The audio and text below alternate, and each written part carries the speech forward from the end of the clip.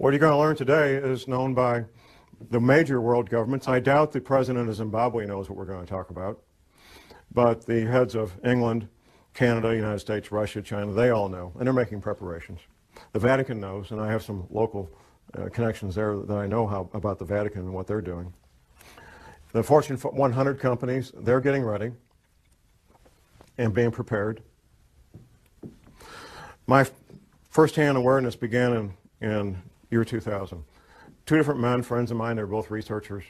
They approached me and they said, John, there's this thing that's going to happen. We're not sure about the date, but it's going to happen. When it does, there's going to be abrupt climate change. There's going to be 200-mile-an-hour winds. The growing threat of climate change could define the contours of this century more dramatically than any other. But I knew these men well enough that I trusted what they told me, and I went to a confidential source and I said, check this out. I need to find out if this is true. And my confidential source, a friend of mine, he says, oh, John, that's silly. That can't be real. But he trusted me and knew me well enough to check it out. He gets back with me a few weeks later, and he says, John, it's exactly what you said it is. It's coming, it's going to hit us, it's going to hit us hard. And there's going to be 200-mile-an-hour winds. And there's going to be massive tidal waves and earthquakes and all the rest of all the things that you said. That was in the summer of 2000. And what should give us hope that this is a turning point? That this is the moment we finally determined we would save our planet. My research has continued. I've continued to develop my sources and put the whole thing together so I can make this presentation. I've got copies in the lobby that I'll make available for anybody that wants it. It's the Department of Defense study done by a private think tank about abrupt climate change. Now, the Department of Defense spent many thousands of dollars to have this private think tank put this paper together. And I've got a quote from this, and what I've got out here that you can get is the open source unclassified version. The classified version I haven't been able to get my hands on. But here's the first paragraph of that paper by Peter Schwartz and Doug Randall. Recent research, however, suggests that there is a possibility that this gradual global warming could lead to a relatively abrupt slowing of the ocean's thermohaline conveyor, that's the Gulf Stream, ladies and gentlemen, which could lead to harsher winter conditions, sharply reduced soil moisture, and more intense winds in certain regions that currently provide a significant fraction of the world's food production. With inadequate preparation, the result could be a significant drop in the human carrying capacity of the Earth's environment. That means people are going to die. That's what that means. Has anybody seen the film The Day After Tomorrow? Anybody? Okay, a few. There's some science in there and some science fiction. If you haven't seen it, I would urge you to get a copy from the library, borrow a copy, whatever it takes. The opening scene is something, it's a dramatic interpretation of what really did happen, which was Larsen Ice Shelf B breaking away from the Antarctic continent. That really did happen. Very dramatic event. Now, some of the science in there is what will be happening in the future with abrupt climate change. The science fiction in that film is what's going to cause it. And the science fiction is human activity creating CO2 greenhouse gases. That's the science fiction. There's three characters in that movie. They're oceanographers, and they're on a little island off the coast of Scotland. And quite frankly, they could be anywhere because you can do this from your home if you've got internet access. There's buoys out there in the Atlantic that give 24-hour, 7-day-a-week readings of the ocean temperature. And anybody can do this any place. You don't need to be on a little island off the coast of Scotland. So they're sitting there watching the ocean temperatures off the coast of Scotland. And then there's a dramatic drop in temperature on one buoy, then another buoy, and so forth. And what they're watching is the North Atlantic thermohaline conveyor, which is also called the Gulf Stream. From my private sources, I know that in real life, not in Hollywood films, but in real life, PhD oceanographers, 24 hours a day, 7 days a week, are actually doing that on both sides of the Atlantic, and they're very, very concerned. Just a couple of years ago, there was an announcement the Gulf Stream had slowed down by 30%. My private sources tell me it's been more than that. Now here's the deal.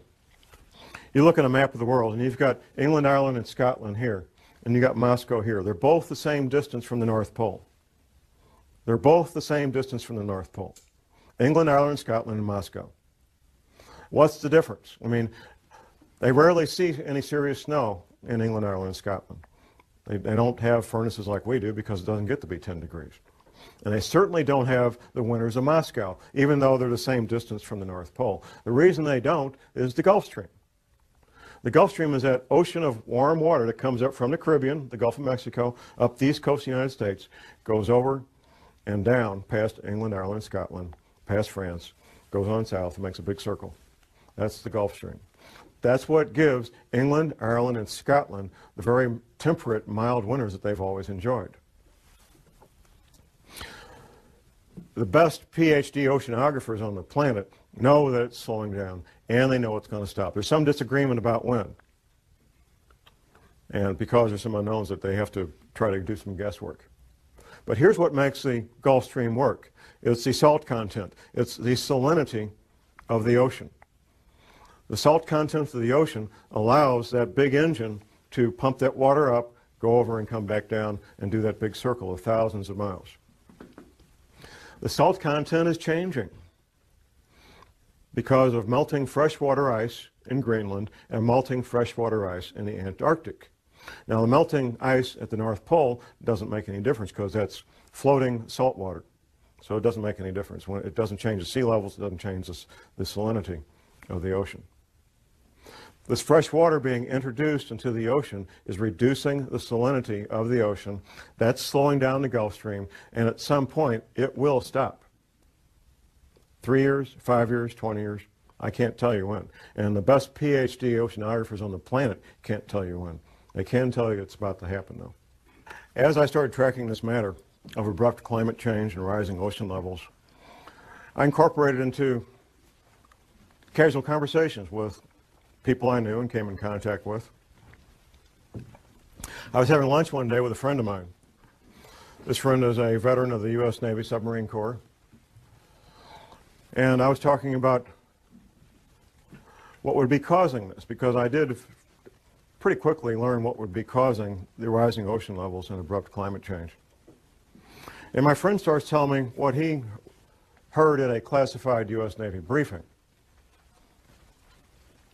And he went on and on about how the Navy had told everybody in the submarine corps about rising ocean levels and what that would mean and why Navy retirees should consider moving to the Arkansas, Missouri Ozarks, because the Navy was telling, and is still telling these men, that the Arkansas, Missouri Ozarks are one of the known safe havens when all these events take place. Later that night, I got home and I was thinking about our conversation, and something occurred to me that hadn't occurred to me while the two of us were together. And it occurred to me that we were talking about the same thing. I was talking about the cause, and he was talking about the effect. At that point, I also remembered a map that a patient of my wife's a chiropractor, had brought in and showed my wife back in the mid-'80s, of what North America would look like after the oceans rose to their new levels. Now, at the time, I thought this lady needs a tinfoil hat real bad. That's the only thing I could think of. It was a beautiful full-color map done by a psychic. But I always remember the map. I have a very good memory about things that I choose to remember. And I thought about this map, and I called my friend on the phone, and I said, I got this map. I want to send it a copy of it. I got a little copy I found on the internet, 4 by 4 inches. So I sent it to him by email. And my friend looks at it, and he says, well, from the Rocky Mountains east, it's very accurate compared to what the Navy showed us, with one exception. Wisconsin's gone on the Navy's map. Wisconsin is still there on Scallion's map, Gordon Michael Scallion, well-known psychic. And from the Rocky Mountains west, it's not even close to what the Navy says, not even a little bit close. So I went ahead and ordered a copy of Scallion's map, a full-size version of it, and I get together with my friend, and he goes over the entire coast of the United States, East Coast, Gulf Coast around Florida, down to Texas, West Coast on up to Washington. And he shows me in great detail where the Navy said the new shoreline was going to be. He also told me that the East Coast would take damage up to the Blue Ridge Parkway. Now, the Blue Ridge Parkway runs north-south on the east side of the Appalachian Mountains, about 100 miles from the coast. Now, you have to keep in mind, this is not John Moore. This is U.S. Navy and classified briefings telling these men what would be happening in the future.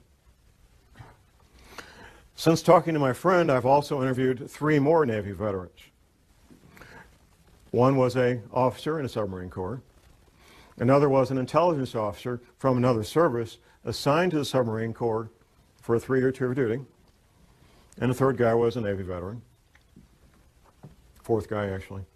A friend of mine, he's a college professor, and I was at his college class on international relations giving a presentation on terrorism. The other presenter was this former intelligence officer. So we finish our presentation to college students on terrorism, and we go to a pizza place in Rolla. And there's 4 of us. Myself, I'm sitting here. The retired intelligence officer, his wife sitting next to me. And the intelligence officer himself sitting across from me, and my friend and college professor is right over here. Once I found out that he did a 3-year tour of duty with the submarine corps, I knew I had to ask the question. I might never see this man again in my life. I got to ask the question. Now, we haven't talked about rising ocean levels. And this you have to keep in mind, this is a basic tool of investigative work, is interviewing witnesses at different times and different places, interviewing witnesses that don't know each other. You want to get to the heart of a matter, that's the way it's done. You find witnesses who don't know each other that have the same information, and you interview them at different times, different places. So I asked him, tell me what you know about rising ocean levels. His wife, sitting next to me, before he can even speak up, his wife sitting next to me says the following. We were on our last duty assignment, and we were at the Pentagon. Now, we've been all over the planet, typical military family, and we had to pick a place to retire. We chose the Arkansas, Missouri Ozarks because of rising ocean levels. I had my answer. I had my answer. We talked about that a little bit more. A few weeks later, I made a lunch appointment with him, and I brought the map with me that I'd revised after going over with the first submarine veteran. I brought it with me. We met at Steak and Shake, had lunch, and I had him revise the map even further, getting a few more details in there. The third submarine veteran, retired submarine officer, he's one of my pistol students. We had lunch and we talked, and he says, John, I signed these non-disclose agreements. If I tell you what I know, I could lose my pension. I have to be out 5 years before I can tell what I know about rising ocean levels. I've only been out 3 years. I said, well, can you blink your eyes once for yes and twice for no? Then you won't be talking. He says, yeah, I can do that. The retired submarine officer verified what the other 2 submarine veterans had told me earlier.